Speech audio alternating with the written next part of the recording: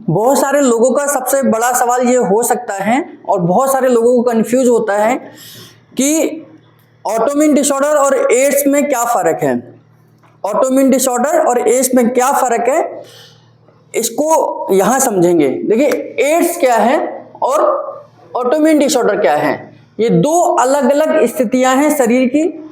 जब हमारे शरीर में हमारी इम्यूनिटी पावर, हमारे शरीर में हमारी ही इम्यूनिटी पावर हमारे ही खिलाफ काम करना शुरू कर देती है, तो उस कंडीशन को हम कहते हैं ऑटो इम्यून डिसऑर्डर। यानी कि जब हमारी सेल्फ इम्यूनिटी जो है वो हमारे ही सेल को डिस्ट्रॉय करती है, तो उस कंडीशन को हम कहते हैं ऑटो इम्यून डिसऑर्डर। और ये कब होता है? जब ये इम्यूनिटी हाइपर हो जाती है, यानी कि जरूरत से ज्यादा काम करती है, जरूरत से अपने लेवल से भी बहुत ज्यादा लेवल पर काम करती हैं, यानी कि हाइपरनेस में काम करती हैं। और उसमें जो बीमारियां हमें होती हैं वो ऐसी बीमारियां जो ला इलाज बीमारियां हैं, यानी कि जिनका कहीं कोई इलाज नहीं है। क्यों? क्योंकि वो लगातार और लगातार हमारी इम्यूनिटी, हमारे शरीर को खराब करती चली जाती हैं। मल्टीपल स्क्लेरोसिस, डीएनडी या मस्कुलर डिस्ट्रॉफी, या अगर हम बात करें ऑस्टियोपोरोसिस, ये सब आईएलडी, इंटरस्टिशियल लंग डिजीज, ये सब ऑटो इम्यून डिसऑर्डर्स के सिम्टम्स हैं। यानी कि एक कंडीशन ये है कि हमारी इम्यूनिटी हाई लेवल में है, जबकि एड्स में हमारी इम्यूनिटी जो मिनिमम से मिनिमम रिक्वायरमेंट है, यानी कि जो जितनी कम से कम हमें रिक्वायरमेंट है उससे भी लो चली जाती है। तो उस कंडीशन में और उस अवस्था को बोलते हैं एक्वायर्ड इम्यूनिटी डेफिशिएंसी सिंड्रोम। यानी कि अगर मुझे जिंदा रहने के लिए नॉर्मल वायरस बैक्टीरिया जो मेरे आसपास हैं उनसे बचने के लिए कितनी इम्यूनिटी चाहिए, मान लीजिए 20 ग्राम चाहिए या 20 ml चाहिए, तो 20 हमारी इम्यूनिटी एक्चुअल में जो मेरे शरीर की है वो केवल 5 ग्राम है। तो यानी कि 20 ग्राम चाहिए और वो उससे भी कम चली गई है, तो जितनी जरूरत है उसकी भी डेफिशिएंसी है, उससे भी ज्यादा डेफिशिएंसी है। तो एक्वायर्ड इम्यून डेफिशिएंसी सिंड्रोम, यानी कि जितनी कम से कम हमें चाहिए उससे भी जब कम चली जाती है, उस कंडीशन को हम कहते हैं एड्स। तो सबसे पहले तो ये समझ आ गया होगा आपको कि ऑटोइम्यून डिसऑर्डर क्या है। ऑटोइम्यून डिसऑर्डर में हमारी इम्यूनिटी बहुत हाइपर में चली जाती है, और जबकि एड्स में हमारी इम्यूनिटी बिल्कुल लो चली जाती है। तो एक कैटेगरी है बिल्कुल नीचे वाली और एक कैटेगरी है बिल्कुल ऊपर वाली। इसमें हम इम्यूनिटी को बिल्कुल भी डिस्टर्ब नहीं करते, बढ़ाने की कोशिश नहीं करेंगे क्योंकि पहले से ही बढ़ी हुई है। लेकिन इसमें हम इम्यूनिटी को बूस्ट करने की कोशिश करेंगे क्योंकि इसमें हमारी इम्यूनिटी जरूरत से डाउन चली गई है। तो दोनों में सबसे बड़ा अंतर यह है कि एक में कोई चीज हाइपर हो जाती है और एक में हाइपो हो जाती है ना। क्योंकि आज 1 दिसंबर है, 1 दिसंबर 2023 है, और इस दिन को वर्ल्ड एड्स डे के रूप में हम मनाते हैं। वर्ल्ड एड्स डे का मतलब यह है कि हमारी जो भी हेल्थ से रिलेटेड वर्क करते हैं और भारत सरकार भी इस एड्स के प्रति लोगों को जागरूक करती है, क्योंकि इसका भी, अगर जिसको एड्स हो जाए, इसका भी कोई समाधान नहीं है, इसका भी कोई इलाज नहीं है। तो जब जिस चीज का इलाज नहीं है तो उसका इलाज क्या हो सकता है कि उसके प्रति हम जागरूक बने, यानी कि हम अवेयर हों कि हमें ऐसी बीमारियां या ऐसे ये सिम्टम्स ही ना हो या कभी ऐसा हमारे सामना ही ना हो, उससे पहले हमें जागरूकता होनी चाहिए। तो 1 दिसंबर है तो हमें इसके प्रति पूरा जागरूक होना चाहिए कि एड्स क्या है, किस कारण से आता है, क्या सिम्टम्स हैं, और फिर इसका समाधान हो सकता है या नहीं हो सकता है ना। तो एड्स क्या है?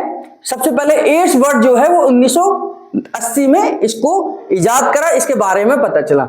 ये एक्वायर्ड इम्यून डेफिशिएंसी सिंड्रोम है, यानी कि शरीर की वह अवस्था जितनी कम से कम इम्यूनिटी से भी कम हो जाए, उस अवस्था को हम एक्वायर्ड इम्यून डेफिशिएंसी सिंड्रोम कहते हैं। और इसका कारण है वायरस, ये इन्फेक्शन है। यानी कि एक वायरस हमारी बॉडी के अंदर एंटर करता है, वो कैसे एंटर करेगा हम आगे बात करेंगे। एक वायरस हमारी बॉडी में एंटर करता है और वह हमारी इम्यून सिस्टम यानी कि WBC को डिस्ट्रॉय करना शुरू कर देता है। तो वह वायरस क्या है? Human immuno deficiency virus infection, यानी कि ये एक प्रकार का HIV वायरस। ये HIV वायरस जब हमारी बॉडी के अंदर एंटर करता है, ब्लड के अंदर एंटर करता है, तो ये हमारी इम्यूनिटी को डिस्ट्रॉय करता है। और कौन सी इम्यूनिटी को करता है? लिम्फोसाइट को डिस्ट्रॉय करता है। कौन सी लिम्फोसाइट को करता है? जो सबसे ज्यादा स्ट्रॉन्गेस्ट हमारी सेल्स होती है लिम्फोसाइट, उसको हम बोलते हैं CD4T। इसकी कोड लैंग्वेज है अलग अलग उसमें सेल के अंदर जाकर। तो जो हमारी सेना है उसमें भी एक कोड लैंग्वेज है जिसमें CD4T यानी कि टी लिम्फोसाइट और CD4 इसका कोड है। इस लिम्फोसाइट को डिस्ट्रॉय करता है हमारा HIV virus. HIV virus immuno deficiency virus, और यह जाकर एंटर कर देता है हमारे ब्लड के अंदर, और ब्लड के अंदर WBC में लिम्फोसाइट में भी जो कोडिंग है CD4T हमारा डाउन चला जाता है, हमारा खत्म होना शुरू हो जाता है। और ऐसा नहीं कि ये वायरस एंटर करा और तुरंत मेरी बॉडी सिम्टम्स देना शुरू करती है। इस वायरस के एंटर करने के बाद में हमारी बॉडी के अंदर ये एंटर करा, इस एंटर करने के बाद ये धीरे धीरे काम करना शुरू करता है, यानी कि ये शरीर के अंदर ही रहकर शरीर के खिलाफ काम करता है, हमारे सेल को डिस्ट्रॉय करता है, और डिस्ट्रॉय करके धीरे धीरे हमारे पूरे शरीर के अंदर फैल जाता है। तो ये अलग अलग स्टेजेस में बढ़ता है। तो अलग अलग स्टेजेस में, ये 4 स्टेजेस में बढ़ता है। पहला है primary HIV infection. Primary HIV infection का मतलब है कि ये शरीर के अंदर जाएगा और थोड़े बहुत सिम्टम्स आपको आने लगते हैं। इन सिम्टम्स में भी कम से कम 3 से लेकर 4 महीने बाद सिम्टम्स आते हैं। हल्का हल्का बुखार होने लग जाएगा, इम्यूनिटी डाउन हो जाएगी, मौसम बदलने पर बीमार पड़ जाएंगे, ये शुरुआती सिम्टम्स होंगे। यानी कि हम ये कहेंगे कि हमारे शरीर की इम्यूनिटी लो जा रही है। आपको समझ नहीं आएगा कि क्यों जा रही है। फिर सेकंड स्टेज में क्रॉनिक HIV हो जाएगा, पुराना हो जाएगा, है ना। फिर उसके बाद में सिम्टमेटिक HIV हो जाएगा, यानी कि अब आपको सिम्टम्स आने लग जाएंगे कि आपको खांसी, बुखार, जुकाम, ये सब छोटी छोटी बीमारियां आपको बार बार तंग करने लग जाती हैं। और फिर फोर्थ स्टेज में यह अपने चरम सीमा पर पहुंच जाएगा, जिसको हम एडवांस HIV इन्फेक्शन कहते हैं। और उस अवस्था में, ये चारों अवस्था में कौन कौन से सिम्टम्स आ सकते हैं? तो कौन कौन से सिम्टम्स आएंगे? परसिस्टेंट फटीग, यानी कि लगातार आपको थकान रहने लग जाती है, आपका शरीर थकने लगने लग जाता है। और यह जैसे हम 2 घंटे बाद, 3 घंटे बाद ऐसा लगता है कि बॉडी हमारी टूट गई है, हमने बहुत बड़ा काम कर लिया है। इसको बोलते हैं परसिस्टेंट फटीग, यानी कि थकान होने लग जाती है। रैपिड वेट लॉस होता है, लगातार धीरे धीरे कर वेट लॉस होने लग जाता है। जितनी जो स्टेज होगी उस तरीके से स्पीड बढ़ती चली जाती है ना। स्वेलो लिम्फ नोड्स, यानी कि जो आपके लिम्फ नोड्स हैं, आर्मपिट के अंदर लिम्फ नोड्स हैं, यहां आपके लिम्फ नोड्स हैं, यहां लिम्फ नोड्स हैं, यहां लिम्फ नोड्स हैं, ये स्वेल करने लग जाते हैं, इनमें स्वेलिंग आने लग जाती है। नाइट स्वेट्स, आपको घबराहट होने लग जाती है, रात को एकदम से पसीने आने लग जाते हैं, सोते सोते आपको गर्मी लगने लग जाती है, ये आपकी लो इम्यूनिटी के सिम्टम्स हैं। न्यूरोलॉजिकल सिम्टम्स आने लग जाते हैं, आपको वीकनेस होने लग जाती है, घबराहट होती है, बॉडी कंपन करने लग जाती है, और आपके सोचने समझने की भी शक्ति धीरे धीरे डाउन हो जाती है। आप डिसीजन मेकिंग नहीं हो पाते हैं, कई बार डिलेमा में चले जाते हैं, क्या करना है क्या नहीं करना है। एकदम से कोई सोचने का विषय आता है तो आप घबरा जाते हैं, है ना। ब्लड साइट हो जाती है, कभी कभी धुंधला दिखाई देने लगता है, ऐसा लगता है कि मेरी आंखों के सामने अंधेरा सा छा गया है। आप चलते हैं, दौड़ते हैं तो आपको ऐसा लगता है कि मैं गिर ना जाऊं, तो इस तरीके से सिम्टम्स आएंगे। परमानेंट फटीग कुछ दिनों बाद, और यही जो आपको धीरे धीरे थकान हो रही थी, अब ये परमानेंट आपके शरीर का हिस्सा बन जाती है, आपकी लाइफ स्टाइल का हिस्सा बन जाती है। और small white colour spots on the mouth and tongue, यानी कि छोटे छोटे सफेद दाने आपकी जीभ के ऊपर, आपके फेस के ऊपर, आपकी बॉडी के ऊपर छोटे छोटे दाने निकलने लग जाते हैं, जो कि ये सिम्टम्स हैं कि आपकी बॉडी के अंदर इन्फेक्शन बहुत तेजी से बढ़ रहा है। और लास्ट में आपकी ब्रीथ, यानी कि सांस लेना भी तकलीफ में आ जाता है, यानी कि आपको सांस लेने में भी तकलीफ आती है, आप लंबी गहरी सांस नहीं ले पाते हैं, आपको छोटी छोटी सांस आने लग जाती हैं। तो ये सिम्टम्स हैं, ये सिम्टम्स धीरे धीरे कर ये 4 स्टेप्स में कंप्लीट होते हैं, यानी कि धीरे धीरे इंप्रूव होते चले जाते हैं। कब हो रहे हैं? जब हमारी इम्यूनिटी, यानी कि हमारी लिम्फोसाइट हमारे डिस्ट्रॉय होने लग जाते हैं। और ये CD4 क्या है? CD4 का है clusters of the differentiation 4 are glycoprotein present on immune cells surface of monocyte. Monocyte हमारी सबसे स्ट्रॉन्गेस्ट सेल्स है लिम्फोसाइट की, जो कि किसी भी प्रकार के वायरस, बैक्टीरिया, इन्फ्लेमेशन, इन्फेक्शन से लड़ने का काम करता है, और ये सबसे लंबे समय तक आपके शरीर के अंदर जीवित रहती है मोनोसाइट। तो उन्हीं मोनोसाइट को डिस्ट्रॉय कर देते हैं, इसकी कोडिंग है ये पूरी, जिसको हम CD4 T लिम्फोसाइट कहते हैं, है ना। तो इनको खत्म कर देते हैं। तो कौन सा वायरस है? HIV वायरस है, जिसकी वजह से एड्स हुआ। एड्स क्या है? हमारे शरीर की स्थिति है जब हमारे शरीर की इम्यूनिटी 0 लेवल पर पहुंच जाती है, यानी कि हमारी इम्यूनिटी इतनी डाउन हो जाती है कि थोड़ी से खांसी, बुखार, जुकाम से भी हम परेशान हो जाते हैं। एड्स के बारे में कहा जाता है कि एड्स से पीड़ित व्यक्ति कभी बहुत बड़ी बीमारी से नहीं मरता है, कभी भी बहुत बड़ी बीमारी से नहीं मरता। ये थोड़े से खांसी, जुकाम, बुखार से ही उसकी डेथ हो जाती है, क्योंकि उसकी इम्यूनिटी बिल्कुल डाउन है, वो किसी भी प्रकार के वायरल या किसी भी प्रकार के इन्फेक्शन से सामना करने के लिए तैयार नहीं है। खांसते खांसते ही उसकी डेथ हो जाएगी, बुखार से ही उसकी डेथ हो जाएगी। तो इस तरीके के सिम्टम्स उसके लाइफ में आ सकते हैं। अब ये हाउ टू स्प्रेड, ये हाउ टू स्प्रेड के ऊपर गवर्नमेंट, भारत सरकार, दिल्ली सरकार, आपके लोकल सामाजिक संस्थाएं बहुत सारे प्रचार प्रसार करती हैं कि इन सब चीजों को ध्यान करना चाहिए, यही प्रिवेंशन है। क्योंकि जो कॉज है, अगर हम कॉज के ऊपर काम करें, उसको ध्यान में रखें, तो वही प्रिवेंशन हमारे लिए बन सकता है।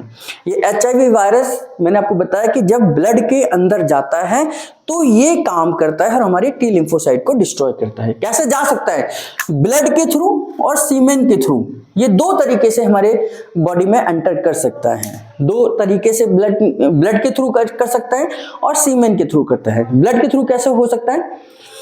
जैसे अगर किसी इन्फेक्टेड व्यक्ति का ब्लड किसी नॉर्मल व्यक्ति को चढ़ा दिया जाए, जैसे हम ब्लड डोनेट करते हैं, कभी जरूरत पड़ने पर अगर हमें ब्लड चढ़ाया जाए, तो इन्फेक्टेड व्यक्ति का ब्लड अगर किसी नॉर्मल व्यक्ति में चढ़ा दिया जाए तो ब्लड के थ्रू ये वायरस दूसरे व्यक्ति में एंटर कर जाएगा, है ना। तो ब्लड टू ब्लड ये इन्फेक्शन, ये वायरस एंटर कर सकता है।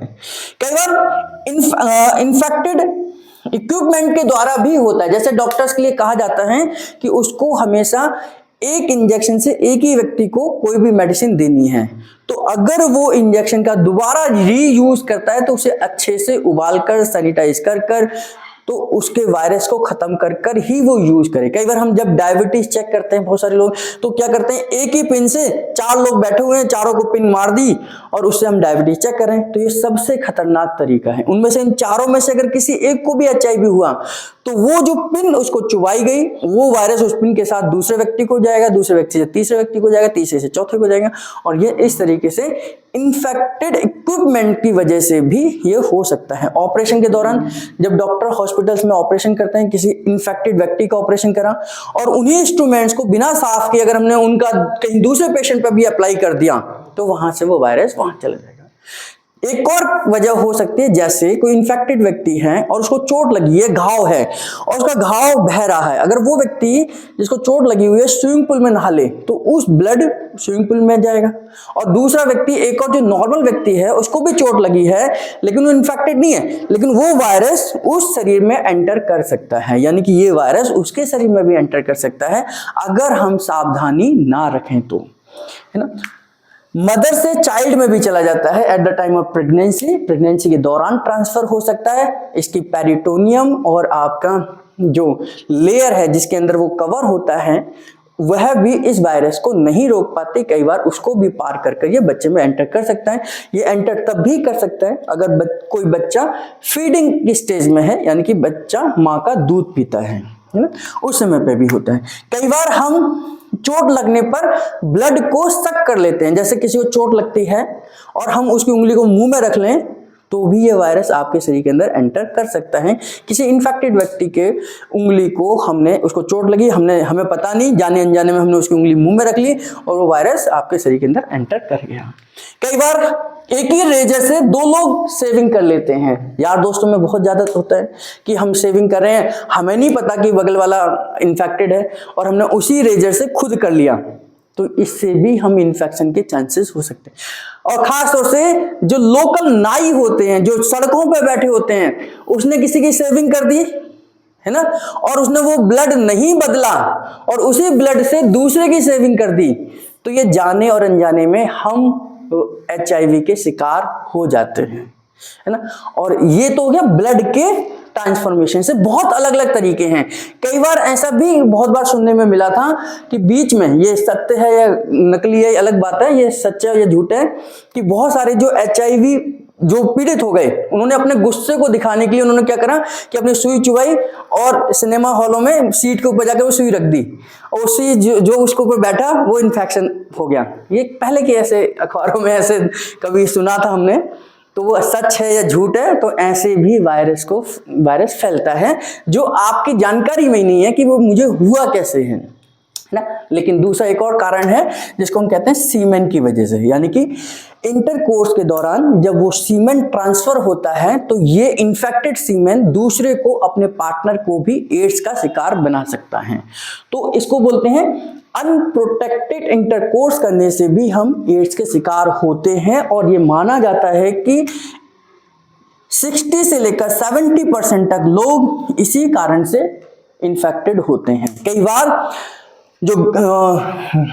जो क्वालिटी, बेकार क्वालिटी के वो प्रोटेक्टेड इंस्ट्रूमेंट यूज करते हैं उसकी वजह से, या अनप्रोटेक्टेड इंटरकोर्स करते हैं, या कुछ और भी वजह से अनप्रोटेक्टेड इंटरकोर्स करते हैं, तो ये हमारा HIV का कारण होता है। मल्टीपल इंटरकोर्सेस करते हैं बहुत सारे। जो देखा गया था, एक सर्वे हुआ कि जो ट्रक ड्राइवर्स होते हैं उनके अंदर एड्स के सबसे ज्यादा पेशेंट पाए गए। वो क्यों? क्योंकि वो पूरे एक महीने तक पूरे देश भर में लोग घूमते रहते हैं, और वो जहां पे भी जाते हैं तो वो मल्टीपल इंटरकोर्स करने की वजह से एड्स के शिकार हो जाते हैं। तो ये एक सर्वे में देखा गया। तो ये हमें सावधानी रखनी है कि इन सारी वजहों का ध्यान करना है कि इनमें से हम जब भी किसी के पास जाते हैं, या जैसे शेविंग का मैंने बताया, डॉक्टर्स का बताया, तो हम इस चीज का ध्यान करें कि कोई भी यूज चीज का दोबारा से यूज ना हो, उस तरीके की हमें सावधानी रखनी है। अब ये रही कि ये हो जाए तो क्या करें, है ना। बहुत सारे लोग आज लाखों की संख्या में अगर वर्ल्ड में देखें, क्योंकि आज वर्ल्ड एड्स डे है, तो इस समय पर देखें तो लाखों लोग आज एड्स से पीड़ित हैं।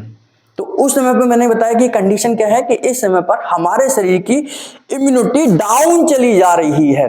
तो इस इम्यूनिटी को डाउन जाने से रोकने के लिए न्यूरोथेरेपी क्या करती है, हमारे पास उन पॉइंट्स को प्रेस करने का तरीका पता है कि हम लिम्फोसाइट्स को कैसे स्टिमुलेट कर सकते हैं, हम WBC को कैसे स्टिमुलेट कर सकते हैं, हम लिम्फ नोड्स को कैसे स्टिमुलेट कर सकते हैं। हम इनको स्टिमुलेट कर कर अपनी खोई हुई इम्यूनिटी को दोबारा लेकर आ सकते हैं। तो जैसे ये 4 स्टेज में है, और ऐसा ही एक केस गुरुजी ने अपने हमारी बुक में भी एक्सप्लेन करा है कि एक HIV पेशेंट हमारे आश्रम में आया, उसकी वाइफ को भी HIV था, है ना। और साइंस ये कहती है कि उसके होने वाले बच्चे को HIV से कोई नहीं बचा सकता है। तो गुरुजी के ट्रीटमेंट से वहां रहकर उन्होंने साल भर ट्रीटमेंट कराया, और उनका होने वाला बच्चा HIV नेगेटिव हुआ। यानी कहीं ना कहीं हमारे ट्रीटमेंट की वजह से जो उसकी इम्यूनिटी थी वो स्ट्रांग हुई, और उस HIV का असर कम हुआ, और बच्चा HIV नेगेटिव पैदा हुआ। ऐसा गुरुजी ने हमें कई बार लेक्चर में बताया है। तो हमने क्या करना है इम्यूनिटी के लिए? सबसे पहले तो हमने इम्यूनिटी को बूस्ट करने के लिए वायरल ट्रीटमेंट देना है। तो वायरल ट्रीटमेंट हमारे पास न्यूरोथेरेपी में है ही है कि हम इम्यूनिटी को बूस्ट करें। देखिए यही फर्क है, ऑटोइम्यून डिसऑर्डर में हम कोई भी इम्यून पॉइंट नहीं देते हैं। हम थाइमस नहीं दे सकते, हम लिम्फ नहीं दे सकते, हम आर्मपिट नहीं दे सकते, हम स्प्लीन नहीं दे सकते ऑटोइम्यून डिसऑर्डर में। लेकिन यहां पर हम उल्टा उन सभी पॉइंटों को स्टिमुलेट करेंगे जो हमारी इम्यूनिटी को बूस्ट करने का काम करते हैं या इनडायरेक्टली बूस्ट करते हैं। तो वायरल ट्रीटमेंट हो गया। 2pen×6 ट्रीटमेंट ये उस वायरस के लिए है जिस वायरस ने हमारी इम्यूनिटी को डिस्ट्रॉय कर दिया। यानी कि ये वो हमारा स्ट्रोमेटोस्टेटिन है, वो HIV वायरस से लड़ने का काम करेगा, और इसकी जिम्मेदारी है कि हमारे शरीर के अंदर कोई भी अनवांटेड वायरस या बैक्टीरिया अगर बॉडी में आ गया है तो उससे लड़ने का काम हमारा सोमेटोस्टेटिन करता है, जिसके हम 2pen×6 ट्रीटमेंट देते हैं। पॉइंट लीवर हमारा सबसे स्ट्रॉन्गेस्ट ग्लैंड है कि ये हमारे शरीर का पहरेदार है। जितना स्ट्रॉन्ग हमारा पहरेदार होगा, चौकीदार होगा, उतना हमारे शरीर की सुरक्षा बढ़ती रहेगी। तो .11/6 ट्रीटमेंट देते हैं। ऑक्सीजन की ब्लड सप्लाई, यानी कि ब्लड के अंदर ऑक्सीजन का लेवल बढ़ा रहेगा, जब तक बढ़ा रहेगा तब तक हमारे सभी ऑर्गन्स प्रॉपर तरीके से काम करेंगे। ये 4th स्टेज में देखा जाता है, जब ये स्टेज 4th हो जाती है उस समय पर इस पेशेंट का ऑक्सीजन लेवल डाउन चला जाता है। मैंने बताया कि हल्के खांसी जुकाम से भी इसकी डेथ हो सकती है, तो उस समय पर हमारी जिम्मेदारी है कि उसके शरीर के अंदर ऑक्सीजन लेवल डाउन नहीं जाना चाहिए, तो हमें ऑक्सीजन ट्रीटमेंट देना है। विटामिन फॉर्मेशन, ब्लड फॉर्मेशन बहुत जरूरी है, क्योंकि ब्लड फॉर्मेशन से ही उसके शरीर के अंदर इम्यूनिटी बूस्ट बनी रहेगी। WBC का बनना बहुत जरूरी है, और WBC कहां बनती है? हमारे बोन मैरो के अंदर बनती है। तो मल्टी विटामिन फॉर्मूला भी हम इसमें अप्लाई कर सकते हैं। तो ये फॉर्मूले, और खाने पीने का ध्यान करें, बिल्कुल सात्विक खाना खाएं। तो कहीं ना कहीं जरूरी नहीं कि वो चाहकर ही HIV का शिकार हुआ है। मैंने आपको बहुत सारे ऐसे कारण बताए कि बहुत सारे लोगों को पता ही नहीं चलता है कि वो HIV के शिकार कैसे हो गए, क्योंकि अनवांटेड बहुत सारी चीजें हैं, बहुत सारी चीजें। हम सैलून जाते हैं, हम कहीं और जाते हैं, कुछ ट्रीटमेंट कराने जाते हैं, तो छोटे मोटे जो डॉक्टर होते हैं वो एक ही सुई से 10 लोगों को इंजेक्शन लगा देते हैं, एक ही सुई से 10 लोगों की डायबिटीज चेक कर देते हैं। तो इस कारण से भी ये HIV वायरस एक सामान्य व्यक्ति को भी परेशान कर सकता है ना। तो हमें सावधानी यानी कि जागरूकता हमारी होनी चाहिए। हमें ये जागरूक होना चाहिए कि कौन कौन से कारण है हम जिनको बहुत लाइट गो कर देते हैं कि भाई ऐसा नहीं हो सकता है ना। तो ये सब चीजों को ध्यान रखना है, और न्यूरोथेरेपी की मदद से हम उस व्यक्ति को, उस पेशेंट को थोड़ा बहुत मदद कर सकते हैं, उसकी लाइफ को बढ़ा सकते हैं। तो ऐसे 2-3 केसेस तो हमने देखे हैं कि जब न्यूरोथेरेपी के ट्रीटमेंट से उनको बहुत सपोर्ट रहा, जहां डॉक्टर ने कहा कि आपकी लाइफ केवल 1 साल या 6 महीने रह गई या 2 महीने रह गई है, वहां पर सालों साल उनकी लाइफ को हमने इम्प्रूव करा है और उनको लाइफ लॉन्ग करा है। तो इस तरीके से न्यूरोथेरेपी और जागरूकता और समझदारी से हम इस HIV या एड्स का सामना कर सकते हैं, लोगों को इसके प्रति अवेयर कर सकते हैं। आज 1 दिसंबर था, आप लोगों को अवेयर होना चाहिए और दूसरे लोगों को भी अवेयर करना चाहिए, और इस वीडियो को और भी लोगों तक पहुंचाना चाहिए। आपका बहुत बहुत धन्यवाद।